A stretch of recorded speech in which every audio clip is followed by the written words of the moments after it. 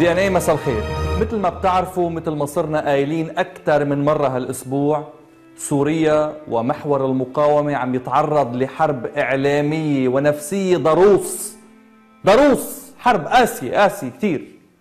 آخر الهجمات بهالحرب النفسية الإشاعة اللي أطلقها بعض المغرضين عن مقتل بشار الأسد على إيد أحد المرافقين تبعه. طبعا حرب نفسية وكذب مثل ما بتعرفوا. الرد لم يتأخر، وجاء الرد بخروج الأسد على جماهير سوريا الأسد. الرئيس الأسد لأبناء الشهداء: لقاؤنا مع عائلات شهداء عز لنا. كرمت هيئة مدارس أبناء الشهداء الطلاب الضباط الذين أكملوا مسيرة آبائهم الشهداء وانتسبوا إلى الكليات العسكرية بكل الاختصاصات. في عيد الشهيد، الرئيس الأسد يشارك في حفل تكريم أبناء وبنات الشهداء الذين التحقوا بالكليات العسكرية.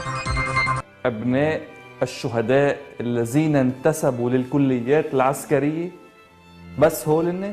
معقول؟ هول هن كلهم؟ في موظفين ومرافقين بقصر الأسد أكثر. كيف يعني أبناء الشهداء الذين انتسبوا للكليات العسكرية؟ يعني في احتمالين لهالقلة. يا هالقد الإقبال ضعيف على الكليات العسكرية لأن الناس يئست من النظام، أو شهداء النظام هالقد قلال وولادهم بالتالي 100-200 واحد. 1000 يا خيفات منهم 200 على الكليات العسكرية، وبالتالي الأغلبية الساحقة من اللي عم بيموتوا بسوريا هن ضد الأسد. شو يعني أبناء الشهداء اللي انتسبوا؟ كيف يعني؟ شيء عجيب. لك لو جبت أبناء الشهداء الذين انتسبوا للكليات العسكرية وهن من مواليد برج الأسد وبيكتبوا بإيدهم الشمال، لازم يطلعوا أكثر من هيك. هيك ما نشتغل، هيك بيردوا على الحرب النفسية. بدنا صورة للإعلام. شو بدنا نقول بالإعلام؟ إعلامك شو بدي أقول هلا؟ لا من على ظهر بارجة روسية، ولا في بطن غواصة صينية، ولا حتى مطلا من ساحة من ساحات طهران، بل من حيث تكتب دمشق بمداد الدم سفر مفخرة الصمود، منفردا إلا من قلوب ملايين السوريين واثق الخطوة. بشار الأسد، وقد مشى إليهم واثق الخطوة أسدا.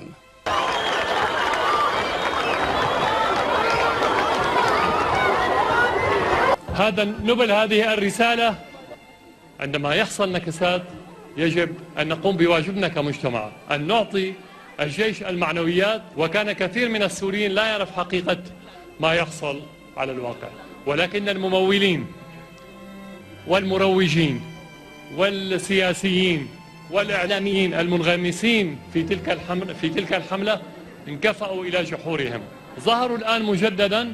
عبركم نحن ننقل التحية. ليك قال أنا عتلان هم الإعلام. شو بدي أقول؟ ملايين قلت لي؟ هو الملايين بالفريق الفني للبايرن ميونخ أكثر من هول، فرق 1.5. بس معلي الأسد أمام حرب دعائية ونفسية وكل الأسلحة متاحة. وأنا بعتقد أنه كل إعلام محور المقاومة قام بالواجب بإسناد إطلالة الأسد لمواجهة الحرب النفسية. خسائر مسلحي القلمون تتوالى، تهاوي مواقع التكفيريين في عدن، قهوجي الإرهاب والعدو عملة واحدة، أزمة المؤجر والمستأجر مستمرة، أسعار النفط ترتفع مجددا، الأسد سوريا قادرة على الانتصار، المكسيك تستذكر معركتها ضد نابليون. الرئيس السوري بشار الأسد شارك هيئة مدارس أبناء وبنات الشهداء في حفل تكريم أبناء الشهداء الذين انتسبوا إلى الكليات العسكرية بمختلف صفوفها. وأكد الرئيس السوري أن سوريا تشهد حربا شرسة فيها كر وفر، لكنها قادرة على النصر عبر الإيمان بمقاتليها. المكسيكيون يحيون ذكرى معركة بيوبلا.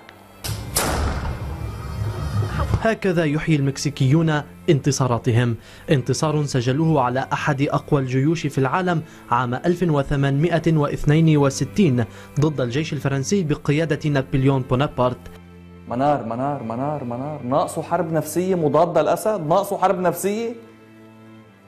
قبل آخر عنوان بالنشرة لك طلع أنه ملف المستأجرين أهم من إطلالة الأسد بعز الحرب وبعز المعركة.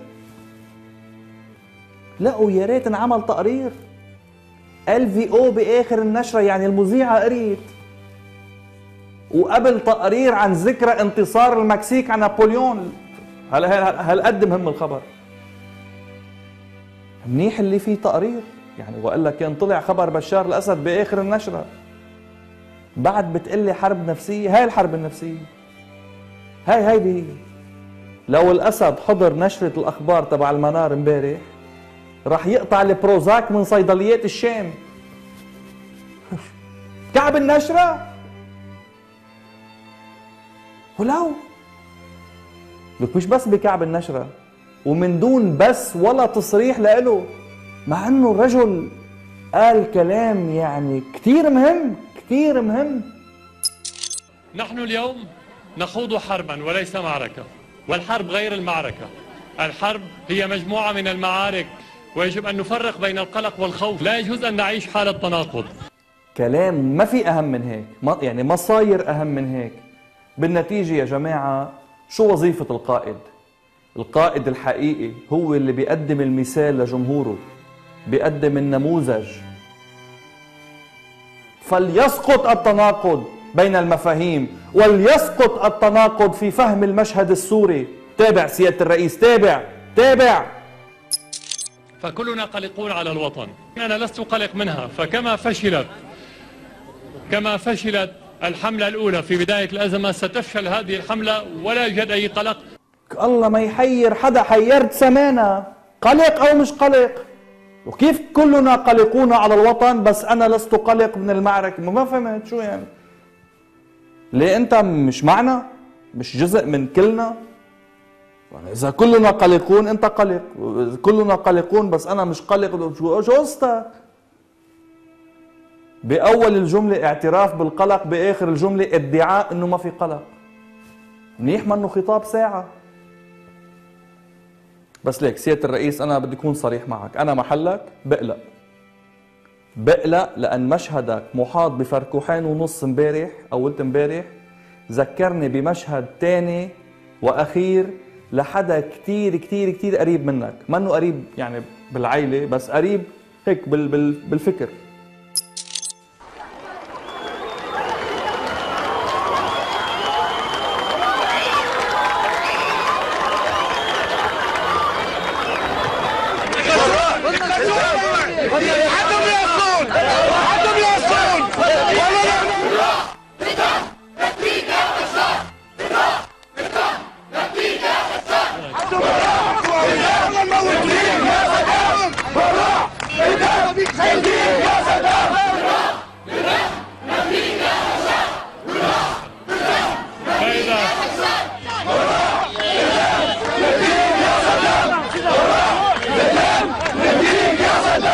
اللي شفتوه هي مشاهد صدام حسين بالظهور العلني الأخير ب9 نيسان 2003 بحي الأعظمية قبل ساعات من دخول الدبابات الأمريكية على ساحة الفردوس ببغداد.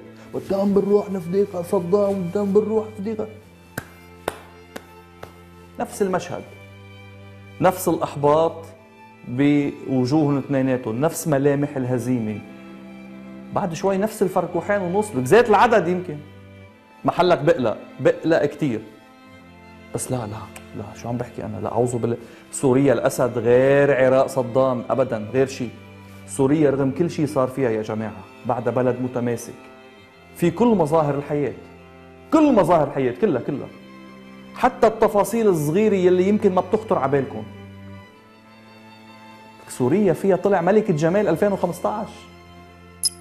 بشار الأسد قائد ودكتور عيون، وما فيش دكتور عيون بالعالم بيقدر يأذي نملة. يا حياتي على الرقة، يا حياتي على الرقة. أولا الخبر مش بس إنه في ملكة جمال بسوريا بعز الحرب والدمار، وإنه وين عملوا الانتخابات ومين ترشح ومين كذا. الخبر إنه أنت تحديدا ملكة الجمال. ليه خير؟ شوفي شو صاير، ترشحتي ضد ياسر عرفات او ترشحتي ضد توفيق الدقن؟ بس مش مهم، مش مهم الجمال، مش مهم. واضح انك سيدة مطلعة على العلوم الطبية، وبحسب اخر نظريات علم الطب انه طبيب العيون ما بيقتل نملة، اللي هو عم يفضى يقتل غير بشر. شو قصتك؟ بس عن جد مش مهم الجمال اصلا بحالتك، اكيد ما انتخبوكي بسبب الجمال، انتخبوكي لسبب اخر. ايه هي مواصفات ملكة الجمال؟ كان في تقريبا 100 بنت، بعدين كان في امتحان، كان في اسئله عم تنسال، يعني في شيء بدي اقول لك اياه، مش بس جمال، هي بتعتمد كمان على الثقافه، اسئله على امتحان. وطبعا الاسئله كانت اسئله ثقافيه صعبه جدا جدا. مثلا كم عدد العيون التي اطفأها بشار الاسد بغازات الكلور؟ أو كم عدد العيون التي أطفأها الأسد بالبراميل المتفجرة؟ وكم عدد ما رمي منها منذ بدء التحضير لمسابقة ملكة الجمال؟ أسئلة عميقة بالصميم. وانت أكيد بفضل ثقافتك الواسعة واطلاعك على تفاصيل طب العيون ربحتي. مبروك. طيب هل في عوامل أخرى بتعتقدي ساهمت بوصولك لتاج ملكة جمال سوريا الأسد؟ باعتبارك يعني وحده كمان من هالملايين اللي عم بتحيط بالاسد، لازم نسالك هالسؤال، شو في عوامل تاني غير ثقافتك الواسعه وصلتك على هالمنصب؟ انا بس عايزه اقول انه انا ربنا ما حرمنيش الحمد لله. انا عائلتي فضلت في سوريا، بابا وماما اللي يعني لولا بتقولوا ايه، لولا جزمتهم انا ما كنتش هنا. لا ولك علينا وعلى جزمه الزفت هيدي، خلص بقى خلاص. حتى ملكة جمال سوريا الأسد راسها براس الجزمة. خشوا قصتكم، خشوا قصتكم انتوا والجزمة، انتوا وثقافة الصباط. شو في بينكم وبين الصباط؟ عجيب، الصباط وجزمة. تصبحوا على خير.